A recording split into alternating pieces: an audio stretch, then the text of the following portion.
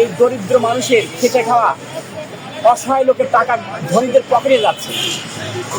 আর আর যদি এখানে জাকাত ভিত্তিক রাষ্ট্র প্রতিষ্ঠিত হয়, তাহলে এই ধনী লোকের পকেটের টাকা গরিবদের মাঝে বন্টন হয়ে যাবে।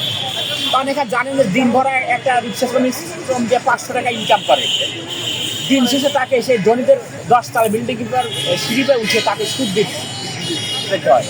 দিতে হয়। অর্থাৎ গরিবদের টাকা ধনীদের পকেটে যাচ্ছে। আর যখন আপনার জাকাত ব্যবস্থা চালু করবেন, তখন এই যে লক্ষ লক্ষ কোটি কোটি টাকা যে ব্যাংকে যে অবস্থা পড়ে আছে, এই টাকাটা যদি জাকাত দেয়, তাহলে সেই 10 তলা থেকে নেমে গরিব লোক খুঁজতে হবে যে কোথায় গরিব মানুষ আছে। কারণ ধনীর টাকা গরিবের যদি পকেটে যায়, তাহলে সেই দিনটা গরিব থাকা সম্ভব না।